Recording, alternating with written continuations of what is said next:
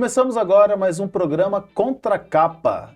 Esse nosso encontro gostoso, semanal, em que a gente recebe aqui escritoras, escritores, para poder falar sobre a sua vida, sobre a sua obra, sobre curiosidades, sobre o que tem feito. Hoje nós estamos aqui com uma escritora, com uma poeta bem especial, que é a Thaís Guimarães.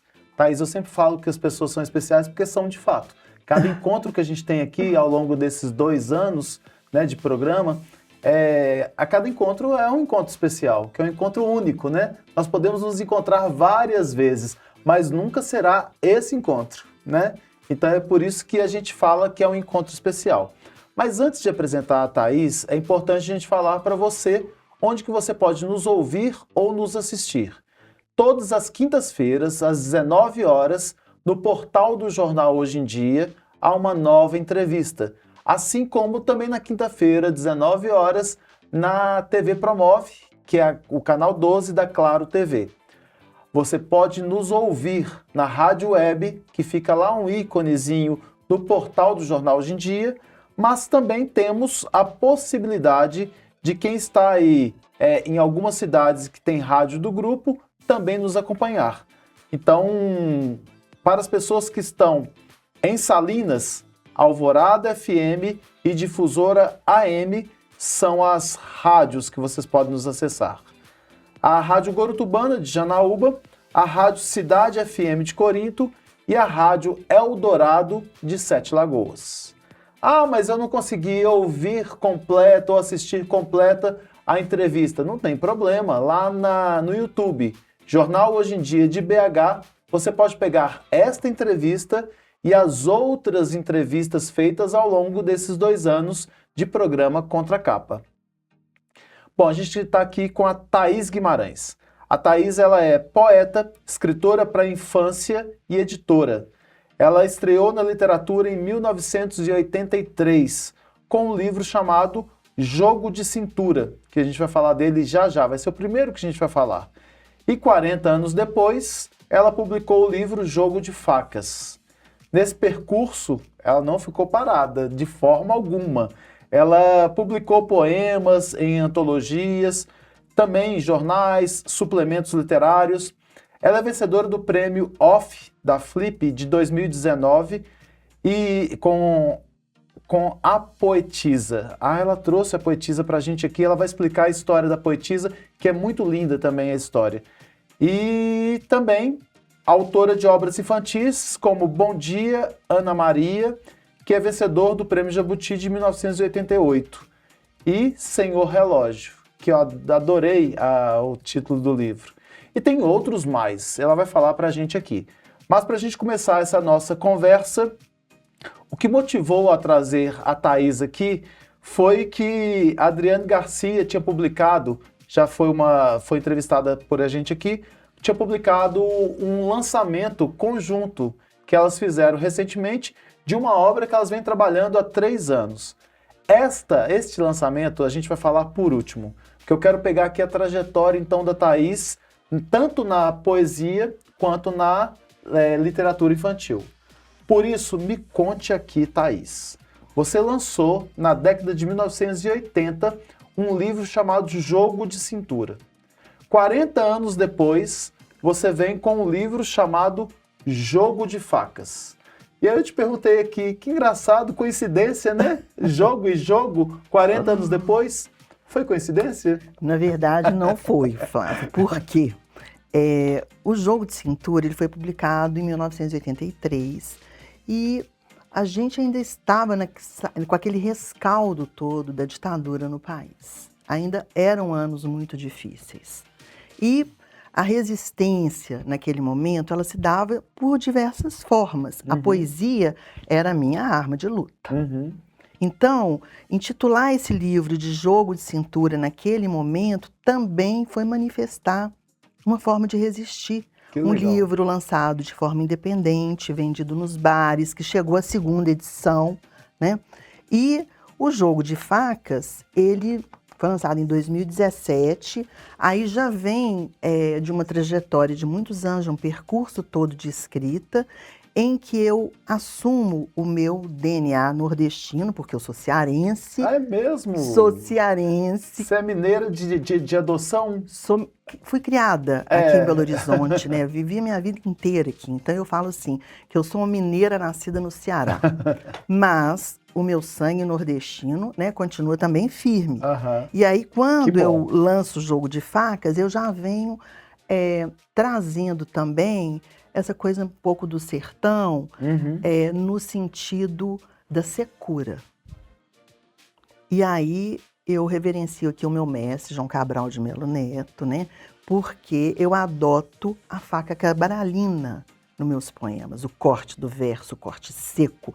É um livro quase antilírico, diferente do Jogo de Cintura, que é um livro de um lirismo e de um erotismo muito claro, assim, né?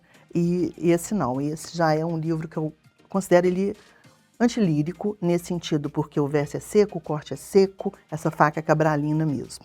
Esse Jogo de Cintura, o nome eu adorei, porque a gente fala, né? Ainda se fala muito, tem que ter jogo de cintura. O momento precisava de um jogo de cintura, porque até mesmo para publicar, né, já tinha acabado a ditadura, obviamente, mas como você falou, os resquícios eram fortes. Até mesmo para se publicar ou para se expressar, era preciso um jogo de cintura. A arte foi uma possibilidade imensa para as pessoas, né? E eu espero que a gente tenha uma possibilidade da arte chegar em cada vez mais pessoas, porque aí a gente não exclui ninguém, né? Mas o nome foi maravilhoso. Agora, essa continuidade com o Jogo de Facas, o Jogo de Facas, o que ele aborda, o que ele traz mais? Quais são os temas que você trabalha mais nele? Então, o Jogo de Facas, ele traz de alguma forma também temas que são universais na poesia, né? O amor, mas a resistência ainda continua. Ótimo. Porque ela está com você, né? Essa resistência ainda continua, é o atirador de facas, né? É aquele que está firme. Então, assim, aquela pessoa que se mantém firme nessas areias movediças, né? Na verdade, em que a poesia às vezes nos coloca. Excelente. Mas aí a gente então tem aqui alguns infantis, e a gente vai falar sobre eles. Bom Dia, Ana Maria. Esse livro aqui, Bom Dia, Ana Maria, foi que você ganhou um jabuti. Eu fico tão feliz, eu vou te tratar como mineiro. Meu pai é alagoano. Eu sou mineiro de coração. Meu pai é alagoano e eu sou mineiro. E aí eu tenho um orgulho muito grande de pertencer ao Nordeste e de ser mineiro. Então a gente está aqui no mesmo patamar, nesse sentido.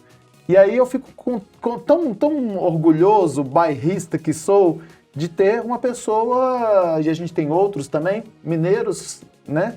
Que tem prêmios, recebem prêmios que são reconhecidos. E fico pesaroso porque tem muita coisa boa que não é reconhecida pela mídia, não é reconhecida em prêmios, né? Mas que bom que há vários prêmios nos seus livros aqui e eles são adotados por escolas, são adotados por programas nacionais para que as pessoas tenham mais acesso. Me conte aqui a história desse livro. Bom, Bom Dia, Ana Maria, como você disse, ele ganhou esse prêmio Jabuti, que foi muito importante na época, foi em 1988, e eu trabalhava justamente com oficina de poesia também para jovens, para crianças, né? E eu penso assim que a literatura na escola, a educação para mim, ela é muito importante. Então, se trabalhar poesia, se trabalhar literatura na escola, né, é um desafio para os professores e dialogar com esse público é uma experiência magnífica, eu acho. Quando eu falo que eu escrevo para a infância, é porque eu não sento e falo, eu vou escrever um texto para a criança. Eu escrevo um texto e esse texto, ser lido também pela infância, é um privilégio. Isso é mesmo. Então eu sempre brinco assim, que eu acho que tem textos infantis, né, que não tem idade. O Bom Dia, Ana Maria, ele passa um pouco por aí. Claro que ganhar o prêmio Jabuti na época, para mim, foi muito importante, porque esse livro foi comprado pelo MEC. Na época foram 20 mil exemplares. E foi a minha primeira experiência, assim, né, de ser levada para as escolas. Porque o que um escritor quer é ser lido. Exatamente. Né? E o prêmio também é importante. né? Obviamente. mas é justamente chegar nas pessoas, né? Isso é muito importante. Exatamente. Então, esse prêmio, esse livro, Bom Dia, Ana Maria, ele foi comprado pelo MEC à época, na época era MEC. e distribuído para várias escolas no Brasil. No Brasil, exatamente. Que legal. E isso também aconteceu, e esse ato, olha, parece até um hiato mesmo, mas mas é verdade, porque, embora eu tenha escrito outros textos infantis, eu não publiquei, eles permaneceram na gaveta. Eu tenho textos infantis inéditos, inclusive. Mas este aqui, O Senhor Relógio, eu escrevi esse livro antes da pandemia, uns 4 anos antes da pandemia. Ele estava na gaveta. E esse livro foi publicado pelo meu selo editorial, que eu criei um selo editorial que na pandemia publicou este livro, que foi publicado com recurso de lei. Na época, a Lei Paulo Gustavo, o Aldir Blanc, enfim, foi uma dessas duas que ele foi publicado. E aí esse apoio foi fundamental para a publicação desse livro. Esse livro foi comprado depois em São Paulo, foi para as escolas de São Paulo, Secretaria Municipal de São Paulo, foi para Curitiba, e aqui no Kit Literário, e entrou no PNLD Federal. 53 mil exemplares. Eu acho, assim, uma coisa maravilhosa a gente pensar que um livro vai chegar na mão, se um livro, né, ele chega na conta, numa mão de 4 pessoas, um livro pode atingir até 4 pessoas, né? E quando o governo compra, esse livro fica na biblioteca das escolas, pensar que ele vai durar aí uns 4 anos dentro de biblioteca, ser acessado por tantas crianças. Essa que é a grande alegria, né, para um escritor. Então é o mesmo livro com formatos diferentes. Porque o PNLD tem esse formato exclusivo de PNLD, eles têm uma exigência do governo federal, esse tipo de formato. Entendi. E esse livro fala sobre o quê? Fala sobre a passagem do tempo, um tema que para mim é muito caro. Tema, aliás, que é um mote, né, do livro que Adriane e eu escrevemos a 4 mãos, que é hoje o meu foco e meu xodó, que nós acabamos de lançar esse livro, né? No sábado agora, no dia 27, que a gente lançou, foi um lançamento maravilhoso. E é isso, é a passagem do tempo. O Senhor Relógio é a história de um relógio de parede que é deslocado de lugar, e ao ser deslocado de lugar, ele começa a refletir sobre sua própria função. Então, ele também é uma metáfora, né, muitas vezes, dos avós, que tem medo de se sentir sem função, né, de perder a função. E que acontece. Às vezes a gente vê muito disso, de pessoas mais idosas que vão morar com os filhos, ou os filhos vêm morar nas casas, e aquela casa que era toda dela se resume a um quartinho, né? E aí parece que vai perdendo sentido, vai perdendo função. Isso é muito importante ser abordado. O lugar e a função, né? Então, o Seu Relógio, ele traz essa metáfora. Por isso, não só as crianças, mas avós são apaixonados com esse livro. E é o que você falou também, quando você faz uma escrita, a escrita ela não é para ser lida só por crianças. A gente tem filmes, né, que são assistidos. Ontem eu estava falando do filme Divertidamente 1. Ele não é um filme só para criança, ele tem toda uma história e até uma construção científica por trás dele que permite que todo mundo leia. Agora, e mesmo sendo um livro infantil, e se eu estiver falando besteira, você pode me corrigir rasgadamente, conecta com a criança que a gente tem, né? Ou que a gente deveria manter viva dentro da gente. Com certeza. Que a gente precisa conversar com essa criança, que a gente vai crescendo e vai esquecendo dela, né? Com certeza. Tem que dar uma reativada nela. É essa criança, aliás, que me move quando eu escrevo de alguma forma, e depois eu percebo que aquela criança, né, que essencialmente me levou àquela escrita. Essa criança que ainda persiste dentro de mim. O Pássaro para Sonhar, esse aqui, gente, olha que lindo esse desenho aqui. E olha só, tem aqui na contracapa o Léo Cunha. O Léo escreveu o texto contracapa, tive esse presente nesse livro. O Léo foi entrevistado nosso aqui também. Me conta um pouquinho sobre este livro aqui. O Pássaro, ele veio como um poema e foi publicado inicialmente no suplemento literário, eu não me recordo se foi 86, enfim, nos anos 90. Ele foi publicado no suplemento literário na época que ele era editado, o editor do suplemento era o escritor e poeta Carlos Ávila. E ele fez um suplemento especial todo dedicado à infância.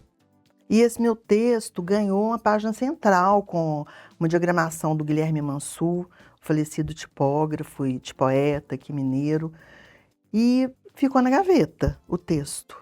Há poucos anos atrás, em 2023, eu acho, né, que eu publiquei esse livro, eu resolvi retomar o texto, passei para a Silvana de Menezes, que fez a ilustração do Senhor Relógio. Ela se encantou pelo texto, porque eu e a Silvana tivemos uma conexão muito grande nessa escrita e imagem, escrita e ilustração. Ela é uma ilustradora assim, maravilhosa. E ela se apaixonou pelo texto e ilustrou Um Pássaro para Sonhar, que também saiu pelo meu selo editorial e já entrou em kits literários de prefeituras, né, e está nas escolas públicas também. E um livro que tem me dado retorno também muito incrível, porque ele lida com o sonho. A matéria desse livro é o sonho. Então, aquela frase, né, famosa aí, que muitos atribuem ao Fernando Pessoa, somos o tamanho dos nossos sonhos. Um pouco esse livro evoca, né, essa frase, que é até talvez um senso comum, né, já. Mas é isso, é a revelação dos sonhos que estão dentro de cada um. E você me falou que tem chegado em outros lugares também, que às vezes você nem tinha imaginado, né? Em hospitais. Isso, recentemente uma professora, Mônica, da rede municipal, ela faz um trabalho no hospital, no núcleo de atendimento nefrológico, e ela levou o livro para trabalhar lá com as crianças que estão em atendimento, com os pacientes, né? E a turma dos familiares que ficam ali acompanhando, trabalhando os sonhos ali dentro. E falar de sonhos dentro de um hospital, eu fui às lágrimas, né, quando ela me passou o resultado do trabalho. E eu vou fazer aqui um destaque também dos desenhos, das ilustrações da Silvana, porque ficaram lindas. Os desenhos aqui dentro estão, assim, maravilhosos. Olha isso aqui. Olha que riqueza. Dá por vontade de mandar fazer um bonequinho desse para dormir abraçado. Poder fazer um bonequinho desses, viu? Nossa, ideia ótima. Ótima, de Flávia. Adorei. Antes da gente entrar nos ciclos onde envelheço, cadê a poetisa? Ah, poetisa. Fala para mim sobre a poetisa. É muita coisa que a gente tem que falar, mas assim, isso aqui é fantástico. Me diz sobre ela. A poetisa, eu escrevi para a poeta Issa Ilau. Eu assisti um documentário na época da pandemia, um documentário chamado La Poétesse, que foi feito com direção franco-alemã. Esses jornalistas foram cobrir um reality show que tem nos Emirados Árabes. Acredite se quiserem. Chama Poeta do Milhão. É mesmo? E os poetas vão e declamam. É um show que dá, assim, plateia de estádio. E é transmitido ao vivo para a televisão do mundo, do Emirados Árabes, né? Do mundo árabe todo. E as mulheres lá, a gente já sabe, né, qual é a situação, que hoje estão, né, tentando reverter isso, mas enfim. A poeta Issa Ilau escreveu desde criança, o pai autorizou que ela aprendesse a ler e a escrever. E depois o marido autorizou a continuar escrevendo poemas, pois o pai tinha jogado todos os poemas dela, rasgado tudo, porque a mulher não podia ser poeta. Mas esse marido, que autorizou ela a escrever poemas, autorizou ela a participar desse reality show quando eles começaram a abrir para as mulheres. E ela ganhou o 2º lugar. E fez uma manifestação pública contra o regime islâmico, naquele momento. Olha que forte. Antes de falar o poema dela. E isso estava sendo filmado, estava ao vivo. Então, eu pensei naquele momento que eu assisti o documentário sobre o poder da poesia, sabe? O poder da poesia de dar voz. Naquele momento, aquela mulher teve voz na frente de milhares de pessoas pela palavra poética. E aquilo me tocou profundamente, eu resolvi escrever um poema, senti uma relação de empatia com ela, um poema homenageando a Issa Ilau, e resultou nisso a poetisa, que ganhou o 1º lugar nacional, né? E eu fiz essa pequena plaquete com um projeto gráfico que traz uma burca, né? Como se fosse uma burca, que assim, um corte com o poema dentro. E o título A Poetisa, porque a palavra, inclusive, assim, há muito preconceito, né, contra a palavra poetisa, né? Eu acho que a gente deveria tentar resgatar essa palavra, poetisa. Que eu acho bonita. Acho uma palavra linda, com Poeta, certeza. a poeta é bonito, mas Lindo. a poetisa também é linda. É lindo, é lindo. É. E não permitir que essa palavra seja associada à literatura menor, como durante tantos anos foi. Né? Mas eu continuo falando poeta. Né? E eu digo de mim mesma, eu sou poeta. Né? Poeta e poetisa não tem problema nenhum, né? É, isso. E aí a gente chega aqui neste livro, que é o mais recente, né? Publicado agora há pouco, lançado pela Adriane e pela Thaís. Esse livro aqui, Círculos Onde Envelheço. Só para fazer uma pequena lembrança aqui, que além da Thaís, a Adriane, ela é poeta, ensaísta, autora de diversos livros de poesia publicados desde a sua estreia em 2013, com Fábulas para adulto perder o sono, que recebeu até o Prêmio Paraná de Literatura. E ela tem outros livros publicados. Ela tem uma entrevista aqui no Contracapa, ela já veio falar, declamou uma poesia, me emocionei com a poesia dela, porque ela também ela vive o que ela faz, né? Ela põe vida naquilo. E então a Adriane e a Thaís lançaram este livro. Me conte a história dessa ideia do projeto e o que esse livro fala. Bom, há 3 anos atrás, a Adriane e eu, que somos amigas já há pouco mais de uma década ou há uma década, né? A Adriane é bem mais jovem do que eu. Ela é 12 anos mais jovem do que eu. E nós começamos a conversar sobre questões do envelhecimento e ela trazendo questões pelas quais eu já havia passado, como a menopausa, essa entrada no climatério, questões que são consideradas tabus, porque o envelhecimento feminino na nossa sociedade, né, ele é quase um desafio para a mulher. Surgem muitas imposições para a mulher ao envelhecer. Para a mulher surge um monte de cobrança, um monte de imposição de quem é mulher, de quem não é mulher, né? De quem já passou, de quem não passou. Mas o envelhecimento feminino ele tem cobranças assim que a indústria sustenta, sabe? Tem, verdade. A indústria sustenta toda uma negação do envelhecimento. Verdade. Então, a gente vê aquela antítese, né? Contra rugas, cremes, plásticas, né? Então, há toda uma ideia de uma juventude prolongada, como se isso fosse possível. E, na realidade, a juventude, ela passa, a gente precisa olhar para nós mesmos, né? E nós mesmos, seres humanos, porque envelhecemos. Envelhecer bem, ter saúde, cuidar de si, é completamente diferente a estar sujeito a essas transformações de querer parecer uma jovenzinha de 20 anos, né? Então, a gente conversava sobre isso há 3 anos atrás e, obviamente, 2 poetas conversando, né? É inevitável que essa conversa... Temos que fazer alguma coisa, não, né? essa conversa não fosse para o caminho da poesia. E começamos a pensar no privilégio de nós 2 estarmos neste tempo, né, atual, podendo conversar sobre esses assuntos. E aí pensamos, como as mulheres que nos precederam, as escritoras que nos formaram, elas vivenciaram, ou ainda vivenciam, né, o envelhecimento, o envelhecer. E a gente nunca tinha olhado para essas mulheres que nos formaram com esse olhar, né? De tentar buscar isso aí, inclusive, nos textos delas. E aí foi uma conversa muito natural, assim, espontânea.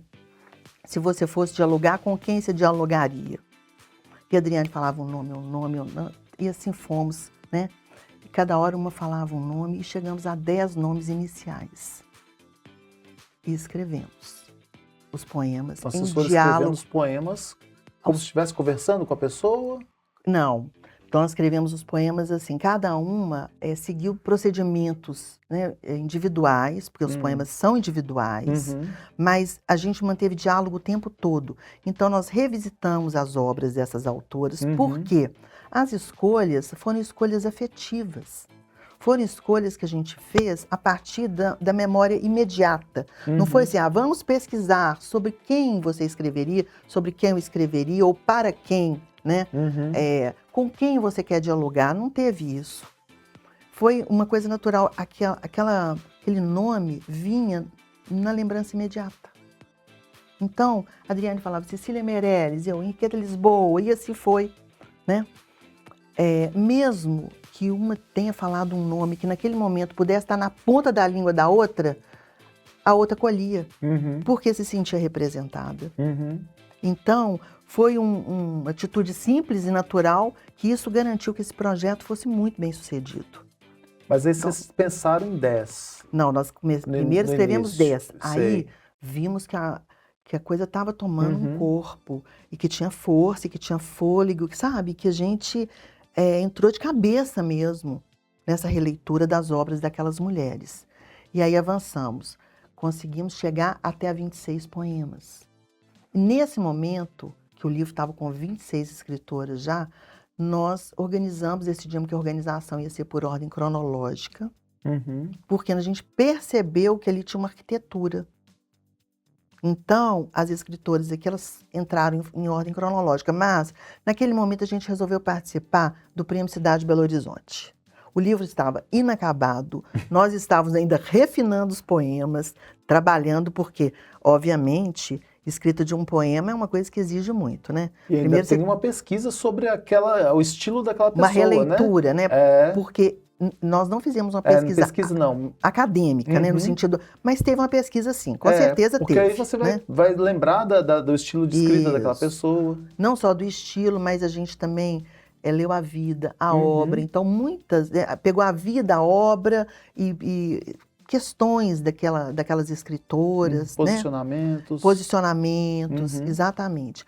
Então, os poemas, eles trazem também biografemas, né? Momentos que as escritoras tiveram destaque, ou não, ou tristezas, ou mágoas. Isso também a gente buscou captar, né, em diálogo com cada uma. E aí eu lendo um poema, eu consigo, por exemplo, se eu não souber o nome, eu consigo ter características daquela pessoa? Se eu não souber que você escreveu para, vou chutar aqui, Clarice Lispector, eu consigo ter umas características naquele poema que foi escrito, entendendo que pode ser para ela, pode ser dela? Bom, eu não diria isso. Por quê? Porque o livro, tanto eu quanto a Adriane, né, nós sustentamos nossas próprias dicções poéticas ali, né? Então, não é um livro que a gente copia a escritora. Excelente. Isso é bom falar. Sabe? Não tem cópia. Não é uma cópia. É um diálogo. Então, o diálogo, ele vai trazer elementos daquela escritora, com certeza. Mas depende, obviamente, do repertório de cada um. E também do nosso próprio repertório com relação àquela autora. Porque não significa que eu escrevi um poema dedicado, por exemplo, à Dora Ferreira, que eu li toda a obra da Dora Ferreira. Né? Ou que eu tenha lido toda a obra da Olga Savary. Nós partimos das nossas estantes. Então, quando eu falo pesquisa, a gente fez, assim, pesquisa extra. Em um caso ou outro, a gente comprou a obra completa. Por exemplo, eu fui acessar a obra completa da Lélia Coelho Frota durante esse trabalho. Por quê? Eu já conhecia os poemas da Lélia, eu tinha os poemas da Lélia, para mim, muito fortes, mas eu não conhecia toda a obra da Lélia. Entendeu? Então, obviamente, esse processo também me trouxe algumas autoras que eu tinha lido um pouco menos, mas que me marcaram de alguma forma, porque eu não precisei pesquisá-las. Elas vieram na minha memória imediata. E aí nós chegamos nesses 26 e fomos finalistas do Prêmio Cidade de Belo Horizonte. Com o livro ainda em andamento. Com o livro em andamento. A gente foi finalista, aquilo deu um ânimo incrível, incrível. E aí eu propus para a Adriane, falei, Adriane, o que você acha? Eu topo fazer um projeto para a gente editar esse livro. Nós vamos ampliar, aí a gente traz mais algumas autoras, vamos ver quantas, né, que a gente tem fôlego, porque escrever poesia exige muito, a gente, né? Tanto que são 17 poemas meus e 17 da Adriane. Aí teve uma pessoa que me perguntou, só 17 de cada? Nossa Faltou, falou, nossa, em 3 anos, né, até entre o começo da escrita e chegar aqui, mas eu vou falar assim, o ano passado, né, a gente ainda estava finalizando poemas, trabalhando poemas, burilando verso, sabe, relendo o livro. Então, o processo editorial começou efetivamente este ano, né, assim, do livro estar vamos fazer projeto gráfico, assim foi que a Rita Davis que fez o projeto gráfico, mas quando eu propus para a Adriane, porque na minha editora eu estou focada em infantis, não só esses que eu mostrei aqui, mas eu tenho, por exemplo, do Raimundo Carvalho, A Terra dos Pássaros, que é do meu selo editorial, com foco mais em editais de governo, programa para entrar na escola, porque eu brinco, eu sou editora. Eu trabalho sozinha e eu, né, faço todas as partes do processo, mas eu gosto disso também, que eu posso acompanhar cada, né? E os livros estão seguindo o seu caminho, tendo, sabe, um caminho bom, fluido. Eu acho que isso é muito importante. Você vê que o livro está seguindo, sem pressa, está fazendo o caminho dele, está encontrando os leitores, né? E está chegando às escolas na mão, nesses casos infantis. Eu nem pensava em editar poesia mais. Assim, poesia, fala, pelo meu selo editorial, eu fazer um livro individual, eu tenho meus livros inéditos lá na gaveta. Por que eu topei o desafio? Pela parceria com a Adriane. Pela possibilidade de ter essa interlocução com a Adriane. Porque foi fundamental ela nesse processo junto comigo. Ela topou. Aí eu fiz o projeto, nós fomos selecionadas no edital Minas Literário do Fundo Estadual de Cultura. E essa seleção, né, nos permitiu captar o recurso direto para realizar o livro dos nossos sonhos. Então, Pássaro, que fala de sonho, esse livro foi um sonho que a gente conseguiu colocar de pé, sabe? Materializar. Muito bom, muito bom. E com uma arquitetura assim bonita, o livro tem uma arquitetura, sabe, que é muito bonita, e de construção. Então, olha só, o livro, ele já abre com uma epígrafe da Safo. Essa epígrafe, que está lá na Grécia clássica, né? A poetisa Safo. Não me suportam já as pernas em tempos ágeis para a dança como pequenas corças. Isso lamento a toda hora, mas que fazer? Alguém que não envelhece é algo que não pode existir. Que maravilha, né? E aqui já anuncia o projeto do nosso livro, né? E aí, já dá a chave. Ele começa com Maria Firmina dos Reis, que nasceu em 1822 e faleceu em 1917. O poema para Maria Firmina dos Reis, o livro tem uma página portal, né? Assim, a poeta, a escritora recebe uma página portal com o nome dela grande aqui, corpo 46, bem destaque. Aí aqui em cima tem a data de nascimento e, quando é o caso, né, de falecimento, isso cria uma linha temporal no livro. Entendi. Esse foi um projeto... Essa cronologia que vocês falaram. O projeto gráfico desse livro foi da Rita Davis, né, ela que fez. A Rita Davis é uma jovem de 32 anos, ganhou prêmio de ouro aí de design por uma arte, um cartaz que ela fez para o Grupo Galpão. Ela que faz a arte do Galpão.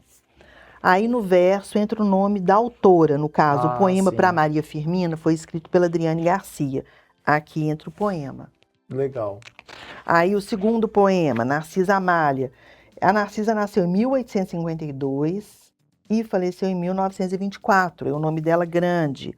Aí aqui entra o meu nome, eu escrevi para Narcisa em diálogo com ela, e aqui o poema. E assim vai com todas as outras. Exatamente, o livro todo.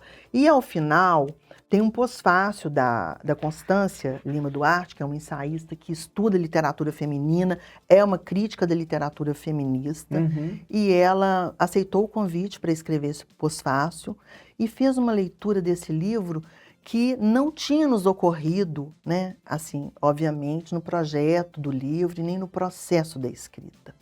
Ela fala muito da importância da gente olhar para esse passado das mulheres também que nos precederam e enxergar os processos de memoricídio, que é o apagamento da escrita feminina que se deu pelo cânone no nosso país. Porque apenas recentemente, né, tio Flávio, que a literatura feminina tem tido um destaque e que os nomes das mulheres têm aparecido. E você vê que a gente não tinha acesso nem à literatura de mulheres negras, né? Que havia ainda mais apagamento. Que eu não vou dizer que ainda não haja, né? Então, aqui tem poemas dedicados em diálogo, né, com a Maria Firmina dos Reis, que é a primeira romancista do Brasil e negra, né? E para Conceição Evaristo. Legal. E se um livro como este for produzido daqui a tantos anos e tal, né, de poetas dialogarem com aquelas que as precederam, com certeza vão ter muito mais escritoras negras. Isso né? é ótimo. Isso é ótimo, a gente constatar isso hoje. Olha só, a gente tem que encerrar. Eu acho que não vai dar pra, a gente vai ter que deixar as pessoas pegarem o livro, comprar o livro, para poder ler o poema, porque a gente não vai conseguir ler um poema. Não. Eu posso pelo menos então falar, Pode. eu quero fazer os agradecimentos aqui. Pode. Eu quero agradecer à imprensa que divulgou tão bem o nosso livro, sabe, o lançamento, o Jornal Hoje em Dia, o Tempo, enfim, os órgãos de imprensa online, a assessoria de imprensa foi feita pela Josane Faleiro, né? Mas teve essa matéria que eu quero fazer um destaque, quero agradecer, que é essa matéria do Pensar do Estado de Minas, que a gente foi capa do Estado de Minas, e o Carlos Marcelo, que é o editor de lá, ele fez uma entrevista conosco e publicou, né, algumas páginas aqui dentro. Que legal, hein? Falando do livro e tal. No meio aqui tem os poemas da gente.